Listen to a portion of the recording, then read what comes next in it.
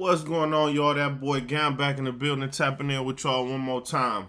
I wanted to get on here to touch on something that people asked me about a couple times, and I just wanted to put it on here so it'd be available to help anybody who need this information, right? So people have been contacting me telling me that they have had problems with their MPK, MPCs, keyboards, Midi keyboards connecting with the newer Macs and the newer laptops, Apple products and stuff like that. You see what I'm saying? And it is a very frustrating thing because you buy a new piece of equipment, you bring it home, you got a new computer, whatever, and now it ain't even reading. It's not even reading it, and you can't use it. Because when I first got mine, I probably couldn't use mine for a few months because I was trying to figure out the problem, and I couldn't figure out the problem, right?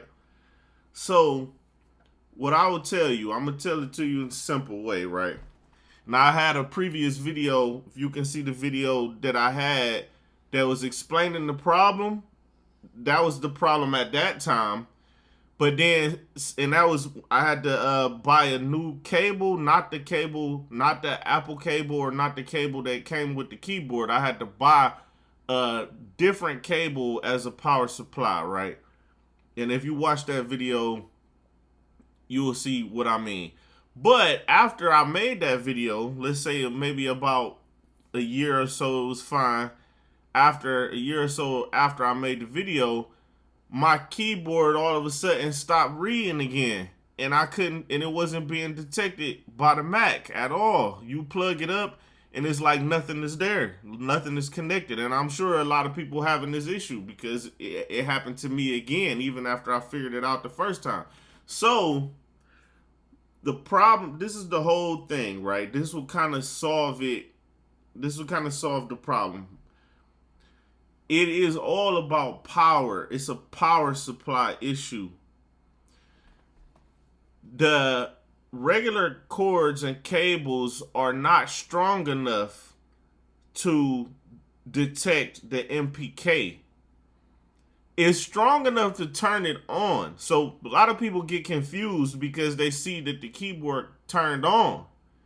And they're like, yeah, but it's turning on, so it's obviously getting power. Yes, it's getting enough power to turn it on, but not enough power to actually make it show up and actually be able to use it in your FL Studio or whatever you're using. I know it sounds crazy because I don't understand why is it like that either, right?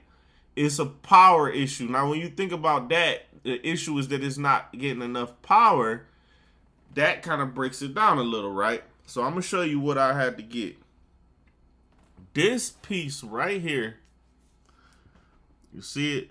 This is like a splitter, USB here, and it's strong enough to handle 3 different USB connections.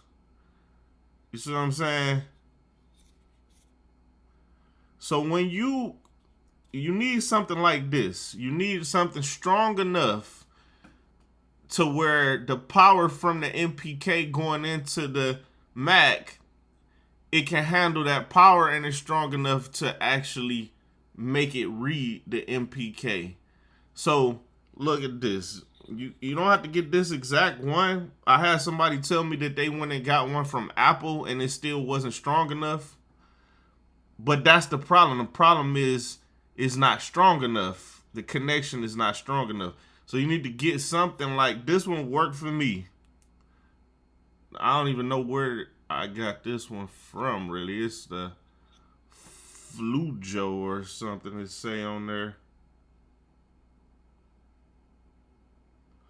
But that's the problem. It's a power problem and you need something to connect the two to where it's strong enough so you can read the keyboard.